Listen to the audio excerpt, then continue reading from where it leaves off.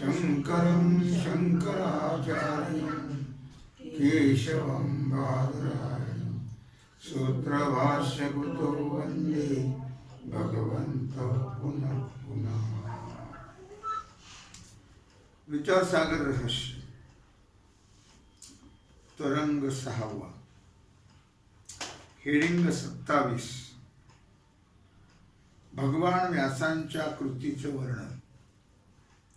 अर्थात वेदांत संप्रदाय प्रवर्तक भगवान व्यास यांच्या कृतीचे रूपक। पाठ क्रमांक 75।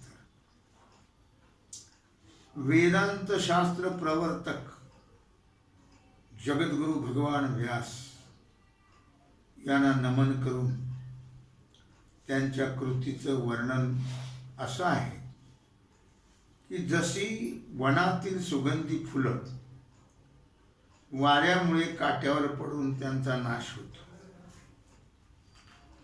नंतर कोणी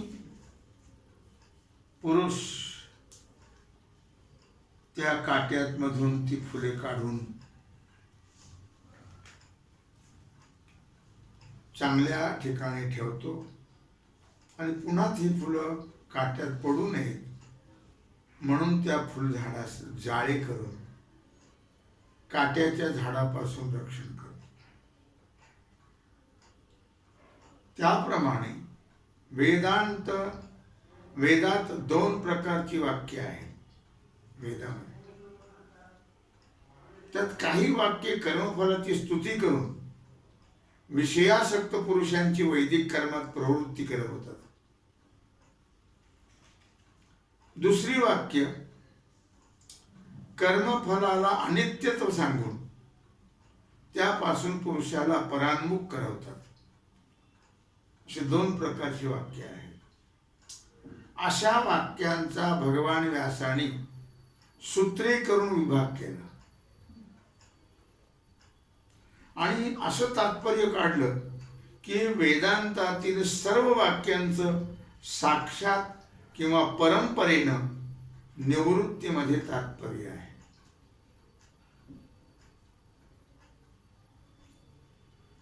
कोणत्याच वाक्यांचं प्रवृत्तीमध्ये तात्पर्य हो नाहीये। प्रवृत्ती म्हणजे प्रपंच, निवृत्ती म्हणजे परमार्थ। जीवांची स्वाभाविक दृष्ट सुखाकरता म्हणजे दिसतंय ते त्या सुखाकरता निषिद्ध कर्मात प्रवृत्ती असते। शास्त्र सांगतं करू नका, ते जीव करणारच। काय बुडतीचे पाय डोहाकडे।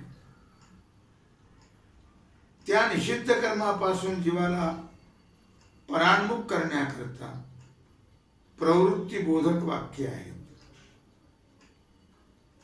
कळलं का?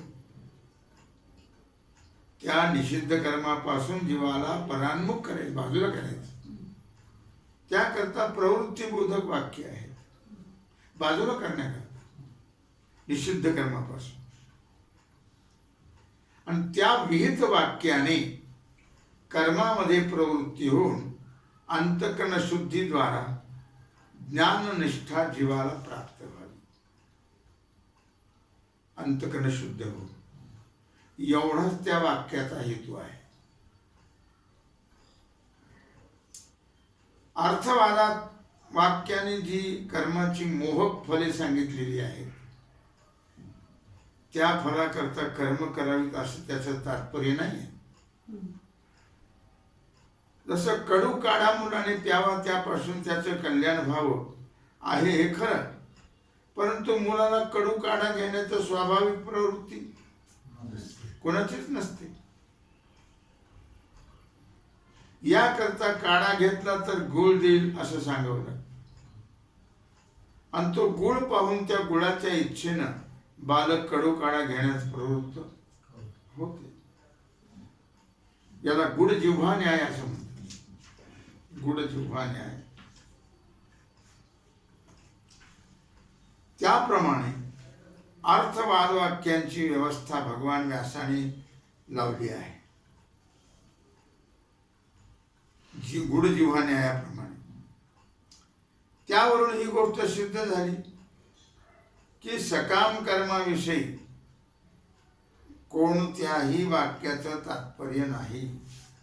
जसं ती गूळ देणं हे तात्पर्य नाहीये, औषध देणं तात्पर्य आहे, पण त्याच्याकरता दारूच दाखवली, त्याच्यात त्याला काही महत्व नाही फारसे गुळाला. तसं हे कर्माला फारसं महत्व याच्यातला भाग नाही. कर्म तर निरर्थक आहे, त्याचं फल आहे जन्म मरणाचं दुःख, आणि निष्काम भावने केलं तर अंतःकरण शुद्ध होत. म्हणून अर्थवाद वाक्यांची व्यवस्था भगवान व्यासाने लावली आहे.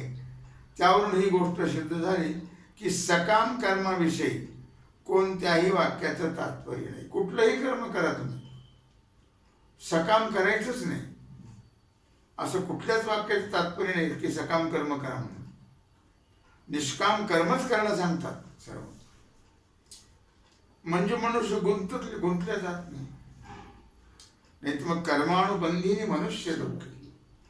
नाही तर कर्माचं सकाम कर्म केलं की त्याला बंधन प्राप्त होतं, आणि या जन्मातल्या थोड्याशा कर्माकरता त्याला अनंत कोट जन्म मरणाच्या फेऱ्यात फिरावं. असा प्रकार आहे. सुताच्या जाळ्यापासून काट्याचा प्रतिबंध होतो की नाही, कंटकाचा. त्याप्रमाणे भगवान व्यासांच्या सूत्राने सकाम कर्मापासून पुरुष निवृत्त होतो त्या सूत्रामुळे. म्हणून मुमुक्षुला जाळ्याप्रमाणे रक्षण करण्याची व्यासांची सूत्रे आहेत. लक्षामध्ये कळलं का विषय नाही. सकाम कर्म करायचं नाही, भगवत अर्पण बुद्धीनं कर्म करायचं, म्हणजे पुढच्या जन्माला ते कारणीभूत ठरत नाही.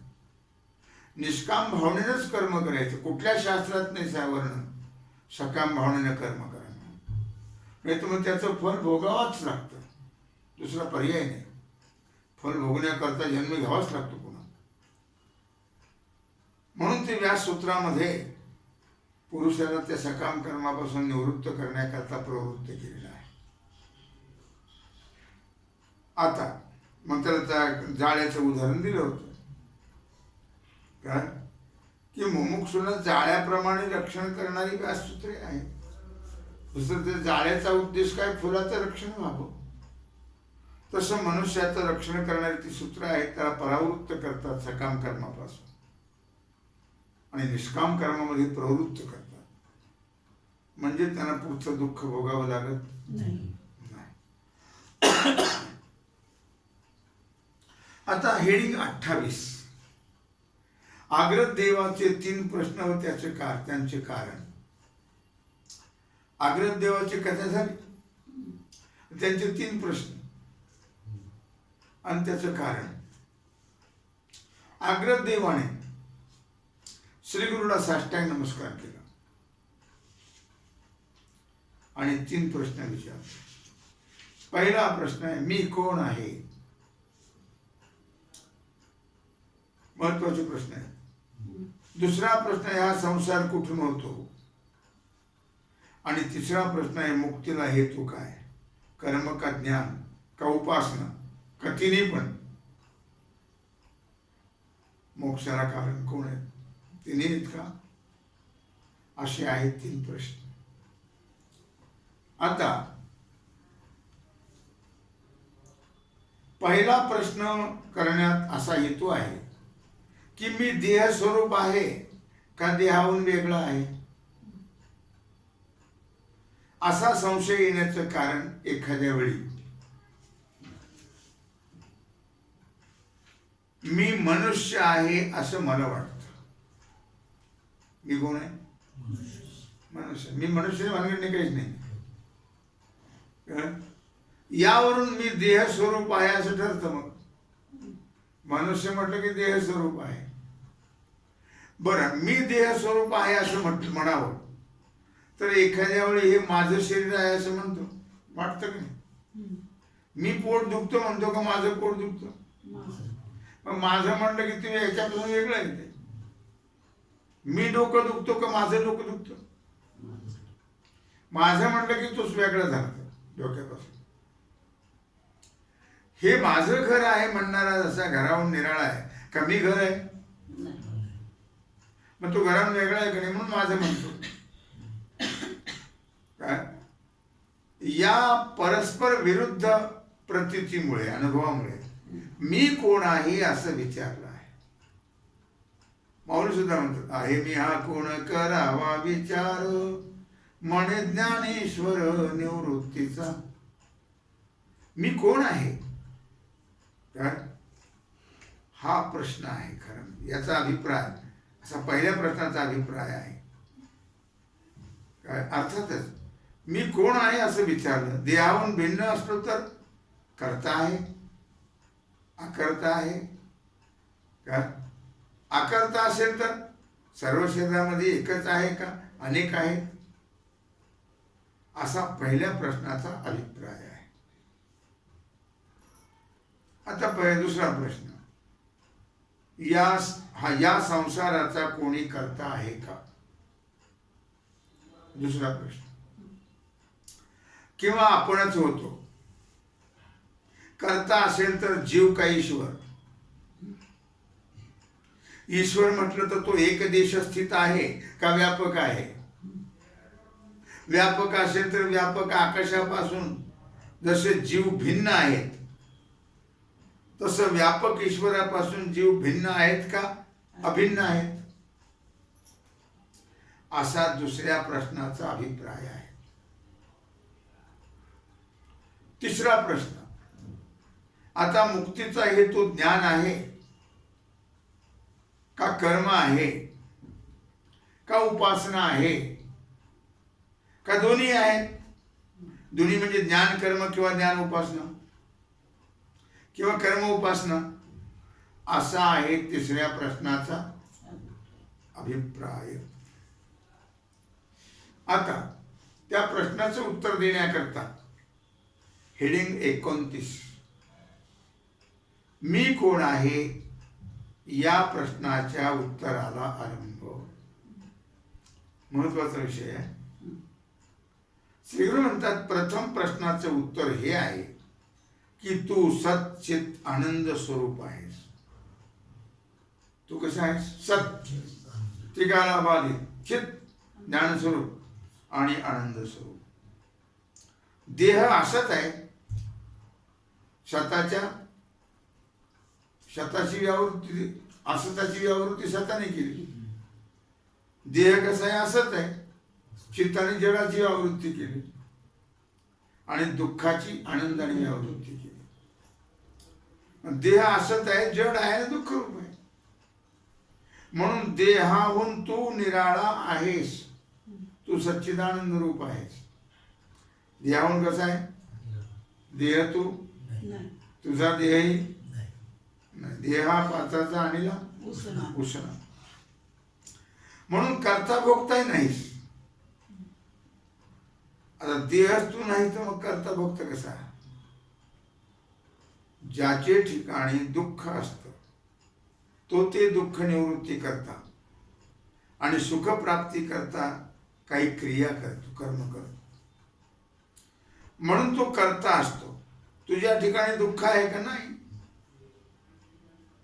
आणि तू आनंद स्वरूप आहेस म्हणून दुःख निवृत्ती करता किंवा सुख प्राप्ती करता तुझ्या ठिकाणी कर्तृत्व संबंध नाही. तुला काही करायचंच नाही. नाहीच तर कसं करायचं. ज्या अर्थी करता नाहीस त्या अर्थी भोगताही नाही. लक्षात आलं का. जो करता असतो तो भोगता होतो. कारण पुण्य पापाजनक जे कर्म ज्याच्यापासून पुण्य पाप निर्माण होतं त्याचा करता आणि सुखदुःखाचा भोगता स्थूल सूक्ष्म प्रपंच आहे. तू नाही आहेस. तू संघाताचा साक्षी आहेस. स्थूल सूक्ष्म संघाताचा तू साक्षी आहेस म्हणूनच एक आहेस नाना नाही. जर आत्माच करता भोगता मांडला तर त्याच्या ठिकाणी नानात्व अनेकत्व येईलच. कारण कोणी सुखी कोणी दुःखी आहे. आता आत्मा एक म्हणून तोच करता भोगता मानला तर एकाला झालेलं सुख दुःख सर्वांना झालं पाहिजे. आत्मा तर सर्वांचा एकच आहे म्हणतात. मग याकरता भोगतेच नाना आहेत. आत्मा भोगता नाही म्हणून एक आहे. भोगते नाना प्रकारचे जीव आहेत पण आत्मा एकच आहे म्हणून भोगता नाही आत्मा. कळलं का? सत म्हणजे तुम्ही स्वतःला बाधित नाही. सत त्रिकालामध्ये तिन्ही काली याचा बाध होत नाही. चित म्हणजे प्रकाश रूप ज्ञान स्वरूप. या तिघांनी तिघाची व्यावृत्ती केली. आता हेडिंग 32 आहे. आत्मस्वरूपाविषयी सांख्यमत. सांख्य मतामध्ये आत्म्याला पुरुष असं म्हणतात. ती निरीश्वरवादी आहे. ईश्वरला मानत नाही. ते प्रकृती पुरुषाला मानतात आणि तो पुरुष करता भोगता नाही असं मानूनही आत्मा नाना मानतात. करता भोगता नाही तो पण आत्मे एक मानत नाही, ते अनेक मानतात. प्रत्येकाचे लोक वेगळे ना. त्यांचा असा सिद्धांत आहे की सत्व रज तम या तिन्ही गुणांच्या साम्य अवस्थेचं नाव प्रधान आहे. सत्व रज तम या तिन्ही अवस्थेचं काय नाव आहे? गुणांच्या अवस्थेचं नाव प्रधान. अर्थातच प्रधान प्रकृती आहे. प्रकृतीला प्रधान म्हणतात. विकृती नाही, प्रकृती प्रधान आहे. प्रकृती म्हणजे उपादान कारण आणि विकृती म्हणजे कार्य. प्रकृती म्हणजे उपादान कारण आणि विकृती म्हणजे कार्य. प्रधानापासून महत्त्व झालं. काय झालं? इतर बुद्धीला महत्त्व म्हटले. महत्त्व झालं म्हणून महत्त्व विकृत आहे. विकृत म्हणजे कार्य आहे आणि कारण प्रधान आहे. प्रधान महत्त्वाची प्रकृती आहे. ती प्रकृती अनादी आहे. ती प्रकृती कशी आहे? म्हणून विकृती नाही. ती विकृती नाही. आणि महत्त्व अहंकार आणि पंचतन्मात्र ही 7 परस्परात मागल्यांची विकृती पुढल्यांची प्रकृती असे आहेत. पंचतन्मात्र पंचविषय तर पंचतन्मात्र पंचविषय. हो. महत्त्व अहंकार आणि पंचतन्मात्र पंचविषय हे 7 परस्पराचे मागल्याचे विकृती आणि पुढल्याची प्रकृती. गंमत येते. या रीतीने या 7 प्रकृती विकृती आहेत. या 7 प्रकृती विकृती आहे. आणि पंचभूते दशेंद्रिय पंच ज्ञानेंद्रिय पंचकर्मेंद्रिय आणि मन हे 16 विकृतीच आहेत. म्हणजे विकृती म्हणजे काय रे? विकृती म्हणजे काय? विकृती घेऊन ठेव. कार्य काय? कार्य विकृती म्हणजे कार्य. मग हे सगळे काय आहेत? 16 कार्य आहे. अर्थात या रीतीने बरोबर आहे. या 7 प्रकृती विकृती आहेत आणि पंचभूते दशेंद्रिय आणि मन हे 16 विकृतीच आहेत म्हणजे कार्य आहेत. प्रकृती नाही म्हणजे कारण नाही, उपादान कारण नाही. कारण प्रकृती म्हणजे उपादान कारण, विकृती म्हणजे कार्य. 7 भावात पहिला वडीलच असतो की नाही? आणि शेवटचा धाकट्याचा असतो. मधल्याच मागे पुढे होतो. थोरलं धाकटं त्यात मागे पुढं काय, दुसरा धाकटा आणि तिसरा त्या तिसऱ्यापेक्षा हात मोठ थोरला आणि तिसरा धाकटा, चौथ्यापेक्षा तिसरा थोरला आणि चौथा धाकटा, म्हणजे असं मागे पुढे होतं. म्हणजे मागील भावापेक्षा धाकटे व पुढील भावापेक्षा वडील. पुरुष कोणाची प्रकृती किंवा विकृती नाही. कारण जो कोणाचा हेतू असतो त्याला प्रकृती म्हणतात, कारण असतो तो प्रकृती, आणि जो कार्य असतो त्याला स्पष्ट सांगितलं, कंस करून ठेवा त्याला, बाजूला लिहून ठेवा. प्रकृती म्हणजे कारण, विकृती म्हणजे कार्य.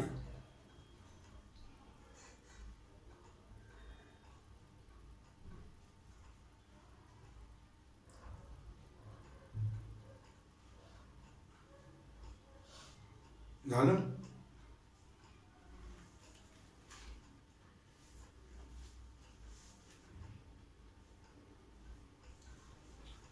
पुरुष कोणाचा हेतू नाही म्हणजे कारण नाही, म्हणून प्रकृती नाही. कारण म्हणलं की प्रकृती, आणि कोणाचं कार्य नाही म्हणून विकृती ही नाही. पुरुष असंग आहे.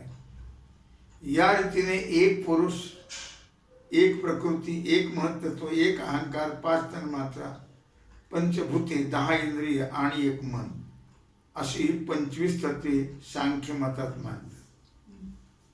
1 3 5 मेळा 25चा, 36 तत्वांचा मूळ हरी असं म्हटलं. या त्यांच्या मतामध्ये ईश्वराचा अंगीकार, ते ईश्वराला मानत नाही सांख्य. प्रकृती स्वतंत्र जगत कारण आहे असं ते मानतात, आणि ती पुरुषाला भोग मोक्ष देण्याकरताच प्रवृत्त होते. कळलं.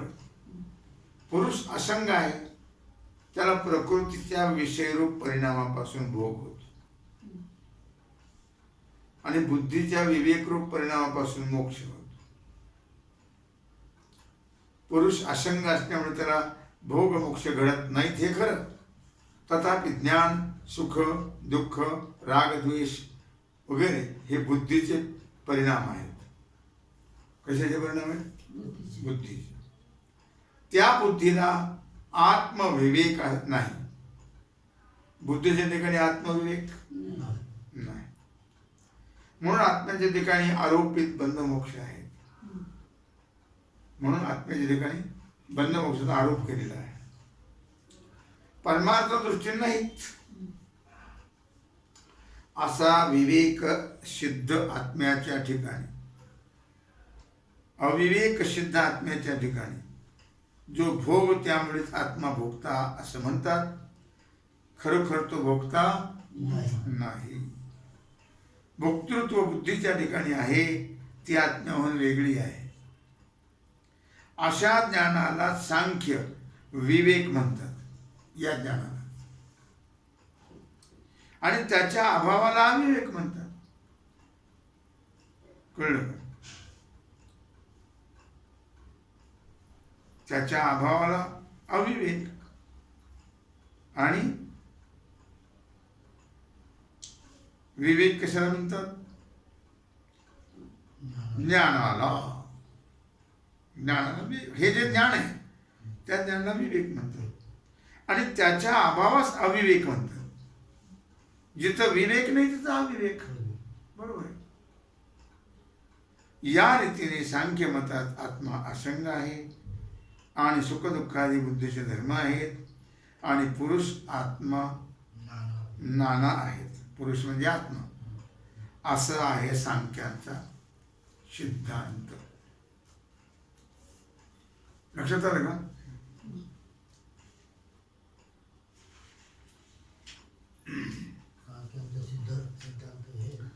आता सांख्य मत खंडन, हेडिंग 31. पुरुष आत्मा असंग असून नाना मानणं हे अत्यंत विरुद्ध आहे. पुरुष असंग आहे काय? पुरुष म्हणजे आत्मा, सांख्य पुरुषाला आत्म्याला पुरुष मानतात. तो असंग आहे म्हणून नाना म्हणायचं पुन्हा, हे बरोबर विरुद्ध आहे. कारण सांख्य मतात सुखदुःख आत्म्याचे धर्म आहेत असं मानलं असतं, तर प्रत्येक शरीराच्या ठिकाणी सुखदुःखाचा भेद असल्यामुळे आत्म्याला नानात्व मानणं भाग होतं. पण ती सुखदुःख तर आत्मधर्म नाही आहेत, फक्त बुद्धीचे धर्म आहेत ते. मग त्या सुखदुःखाच्या भेदाने बुद्धीचाच भेद सिद्ध होतो, आत्म्याचा नाही. याकरता बुद्धीच्या अनेकत्वामुळे आत्म्याच्या ठिकाणी अनेकत्वाची प्रतीती येते. वास्तविक अनेकत्व आत्म्याच्या ठिकाणी नाही. आत्मा असंग आहे, एक आहे, व्यापक आहे. पण सांख्याने असंच सांख्याने मानणं योग्य होतं खरं म्हणजे. कारण एकच व्यापक आकाशाच्या ठिकाणी घटमठादी उपाधीच्या योगाने आकाशाच्या भेदाची प्रतीती येते. घटाकाश, मठाकाश, महाआकाश. म्हणून आत्मा असंग म्हणून मानून त्याचे ठिकाणी अनेकत्व मानणं हा अत्यंत निरुक्तिक आहे. लक्षामध्ये बरं, बंध मोक्ष व्यवस्थेकरता आत्म्याच्या ठिकाणी भेद मानला आहे असं त्यास म्हणता येणार नाही. कारण सांख्याने जर आत्म्याच्या ठिकाणी बंधमोक्ष मानले असते तर बंधमोक्षाच्या भेदामुळे आत्म्याचा भेद मानणं आवश्यक होतं. पण सांख्य मतात बंधमोक्ष आत्म्याचे धर्म नाही आहेत, बुद्धीचे धर्म असून बुद्धीच्या अविवेकाने बंध आणि बुद्धीच्या विवेकाने मोक्ष असा अंगीकार आहे सांख्य मतात. म्हणून जे अविवेकाने प्रतीतीला येते आणि विवेकाने निवृत्त होते ते रज्जू सर्पाप्रमाणे मिथ्या असते. आत्म्याच्या ठिकाणी बुद्धीचा अविवेकाने बंध आणि विवेकाने मोक्ष होतो, म्हणून बंध मिथ्या आहे. बंधच मिथ्या ठरल्यावर त्याच्या अपेक्षेनं सापेक्षेनं मोक्ष सुद्धा मिथ्याच ठरतो. अशा रीतीने आकाशवत एका आत्म्याच्या ठिकाणी बंध मोक्ष संभवत नाहीत आणि त्याच्या भेदाने आत्म्याचा भेदही सिद्ध होत नाही. बंध मोक्षाचे एक दुसऱ्याहून वेगळा म्हणण्यात काहीतरी विलक्षणता असावी लागते. पुरुषात आत्मस्वरूपात, पुरुषात म्हणजे आत्मस्वरूपात कोणताही भेद सांख्य सांगत नाही. असंख्य अशा एकरूपानेच त्याचं प्रतिपादन करतात आणि निष्कारण भेद मानतात. याकरता सांख्य मतात आत्म्याचा भेद मानतात ते असंगत आहे हे सिद्ध झाले. अशा प्रकारे आता हे झालं सांख्य मत. आता पुढे आहे आत्मस्वरूपाविषयी न्यायमत. तो त्याचा विचार उद्या होईल. तेव्हा झालेली सेवा भगवत चरणी समर्पित करून राहिलेल्या सेवेचा जो भाग आहे तो आपण उद्या. कुंडली कवरदे विठ्ठल श्री ज्ञानदेव तुकाराम पंढरीनाथ भगवान की जय.